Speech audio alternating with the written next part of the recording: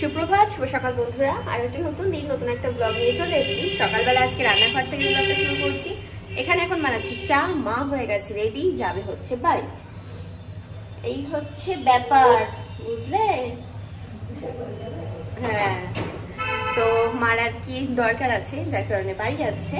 আর আমি আজকে আছি, আগামীকাল থাকবো না। আগামীকাল আমিও বাড়ি যাবো, কারণ বাড়িতে আমার দরকার আছে।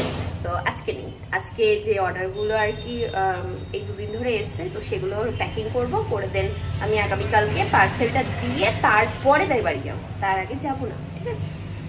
এরকম প্ল্যানেই আছি, দেখা যাক। আর আজকে রান্না বান্নার কোনো ঝামেলা নেই, কারণ গতকালকের মাছের ঝোল আছে। মা আবার ডিম সিদ্ধ করে দিয়েছে, ওটা সকাল টিফিনের জন্য। শুধু মানে ভাত করলে হয়ে যাবে, বাঁধাকপিটাও আছে। তাই যে এখানে বানাচ্ছি চা, চা এখন আমার ফুটছে। তাই যে এখানে অ্যাড্রেসগুলো নিয়ে বসলাম, এখন এই যে কাটিং টাটিং করা হচ্ছে।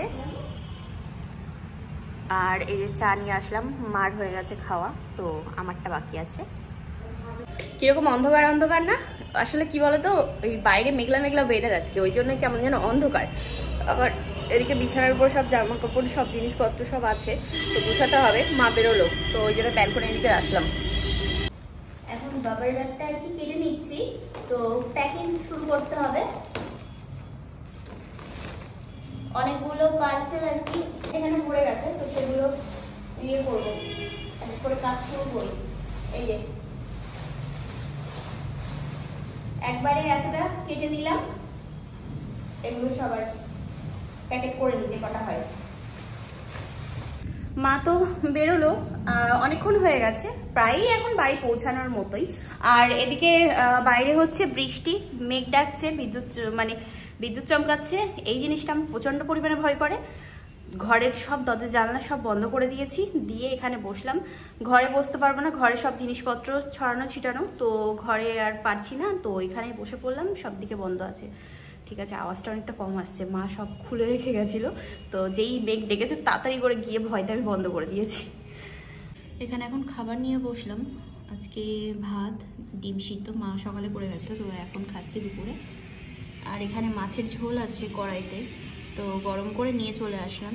মাছ আছে 2 পিস, তো মা যেহেতু খায়নি, তো ওই জন্যই 2টো মাছ, 2টো পেটির। তো দেখি কতটা কি পাই।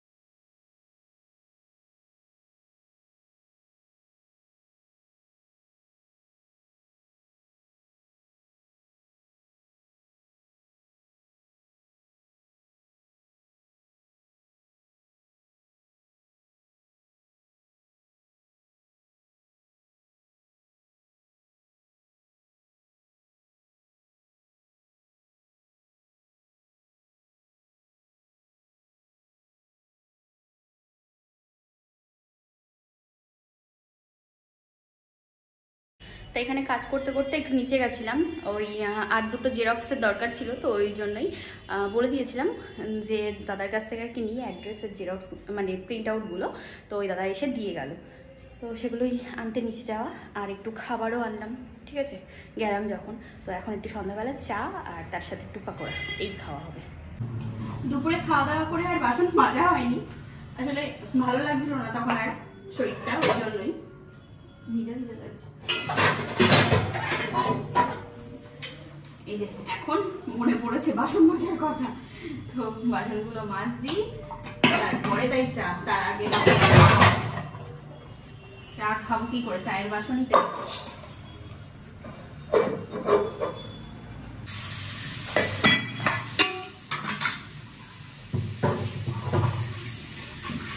এই যে আমার চা বানানো কমপ্লিট, চার সাথে আছে হচ্ছে আজকে চিকেন পাকোড়া, ঠিক আছে।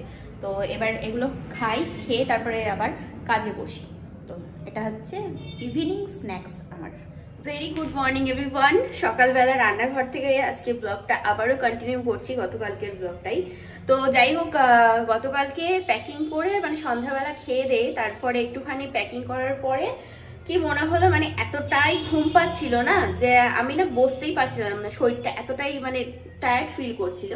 তো গিয়ে ঘরের বিছানায় শুয়েছি, ব্যাস কখন দিয়ে আমি ঘুমিয়ে পড়েছি আমি নিজেও জানি না। সকালে ঘুম ভাঙলো, একদম এক টানা ঘুম হয়েছে, বাট এর মধ্যে আবার ঠান্ডাও লেগে গেছে, যার কারণে নাকটা একটু আর কি হচ্ছে এই সাইডটা।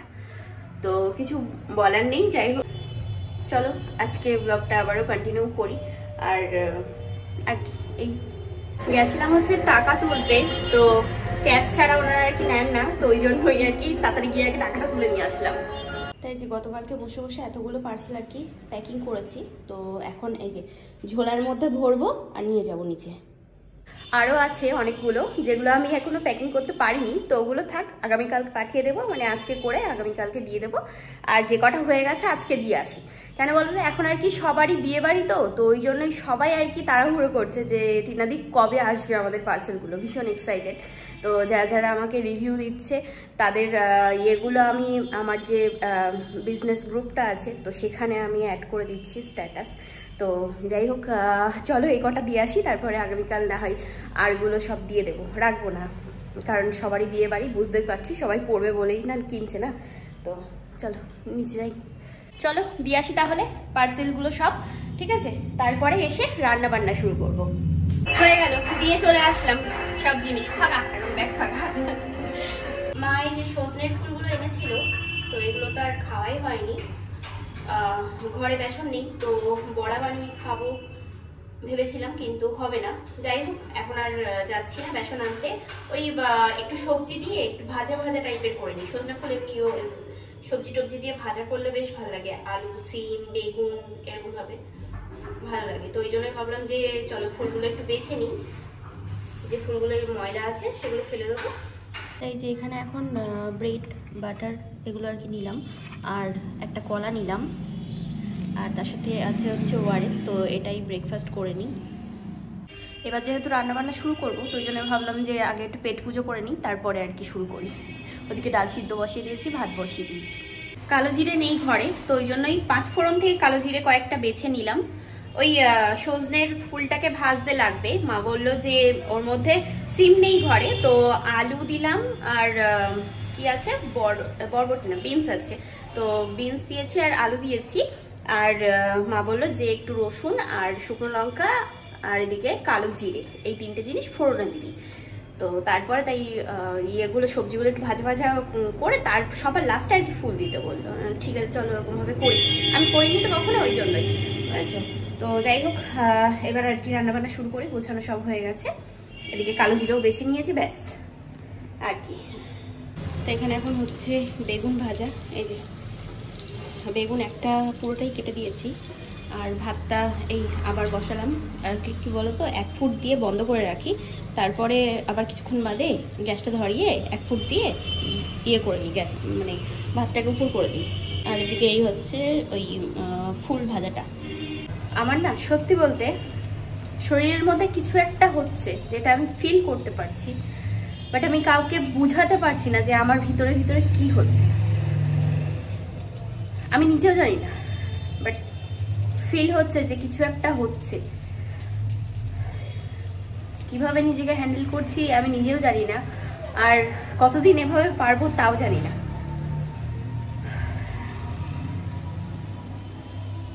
তা স্নান কমপ্লিট, মাথাটা ঘষে নিলাম, কিছু প্রমোশনের ভিডিওর আর কি শ্যুট আছে, তো ওই জন্যই আর কি। আর আমার চুল বাবারে বাবা, সে আর বলে বোঝানোর মতো না, একদম তেল তেল।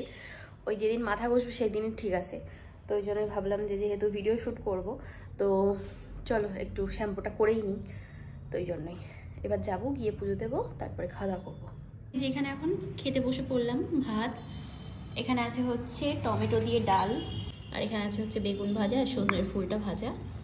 দুপুরে খাওয়া দাওয়ার পরে আর তোমাদের সাথে কোনো রকম কথা হয়নি, আসলে একটা আর কি ভালোভাবে ঘুম দিয়ে নিলাম, মানে শরীরটা আর কি একটু চাঙ্গা করে নিলাম বলতে পারো। তো চাঙ্গা করার পরে তারপরে তাই সন্ধ্যাবেলা উঠলাম ঘুম থেকে, দেন আমি একটু চা খেয়ে ফ্রেশ হয়ে রেডি হলাম। এই জামাটা আমি পরে আছি, এই জামাটা পরেই আমি প্রমোশন ভিডিও শ্যুট করেছিলাম, সেটার জাস্ট একটুখানি ক্লিপ একটা আর কি অ্যাড করতে হবে, যার কারণে আবারও ওনারা বললেন। তো ধুয়ে দিয়েছিলাম শুকানোর মানে পরে, তারপরেই তাই এটাকে পরেছি আবার। তো এখন এইরকমভাবে যেহেতু রেডি হয়ে সেদিনকে শ্যুট করেছিলাম, তো আবারও রেডি হয়ে শ্যুট করলাম, এডিট করব একটু বাদে, ঠিক আছে।